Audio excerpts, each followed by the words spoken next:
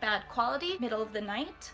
Time for another episode of I Think Too Much. Vaisakhi was last weekend. I did actually film a video for it, but then I realized I didn't like it, so I didn't post it. So instead you get an old video from 2013 of Vaisakhi. I was having some self-esteem issues that day, but I have been on an upswing since then, so today's video is actually going to be positive. So a lot of my friends were in AP classes with me. If you're Indian, AP classes are like these advanced placement classes. They were the higher level classes, and we were all very pretentious and nerds. One of the things about AP classes are you usually started on that track all the way from elementary school.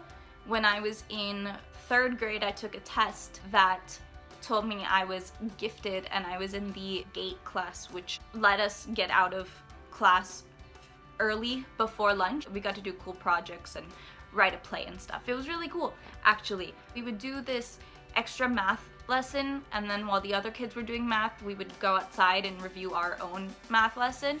And then from there, got into honors in middle school and then AP in high school. And I'm not saying this just to like flex, it's like weird flex, but okay.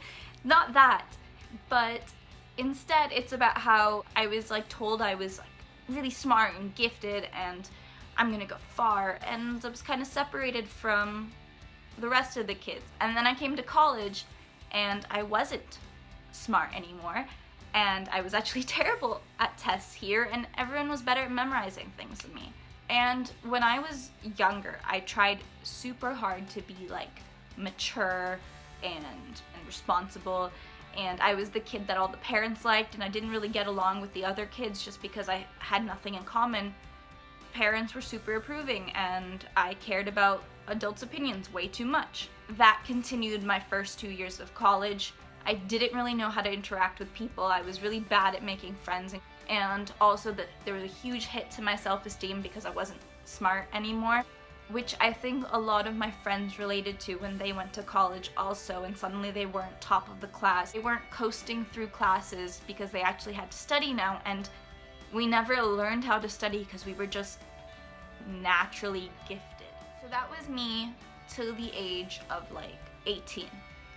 Then after I got out of the hospital, I had this huge shift in personality because a lot of my priorities changed, and I decided that life is short and I don't care. And that's when my I don't give a fuck personality really started. And now I'm basically being the teenager that I never got to be. I do all the things that were like stereotypical when you're younger. I used to be like really careful about how I spoke, and I wanted to come off as like this, you know, adult person. I wanted too hard to be an adult, and now that I am technically a legal adult, I don't care about that anymore, because there's this freedom to letting yourself be childish and letting yourself enjoy things. Like, I was into completely different music before, and now I am listening to like the Jonas Brothers. I'm a fan of Harry Styles, and I want to go to their concerts, and basically everything I never let myself do when I was younger, I'm doing that now. I think it was a mistake that I missed out on this when I was younger, and part of that is, again, the AP culture, and part of that is also just being culturally removed from everyone else, because growing up as the child of immigrants, I didn't really integrate with everyone else because I just had less in common. I didn't know what they were referring to. I didn't start listening to English music till I was in like 7th grade. Before that, the only English songs I knew were the ones on my dad's old like iPod. Don't get me wrong, I don't think cool is partying and drinking and, you know, like being that rebellious lifestyle. I think that is super lame. I think anything that is mainstream. I don't want to be that person who's like, oh my god, it's so mainstream, I'm not like other girls. But I think that being edgy like that is the most mainstream thing you can do. It is so try hard. Like, you want to be cool, so you're doing all these things that you see celebrities doing, and you think that makes you special. It doesn't. Partying and getting blackout drunk and doing stupid, reckless things like that, okay. I mean, you do you.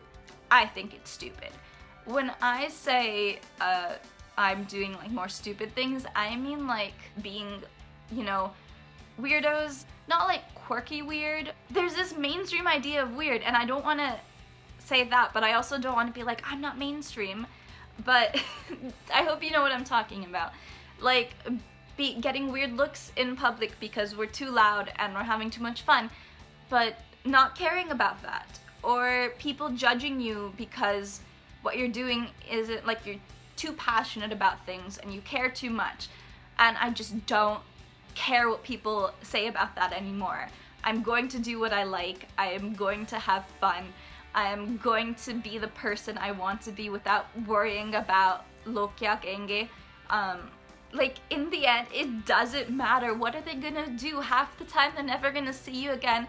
The other half of the time, their opinion has no effect on you. It's liberating, realizing that you don't care.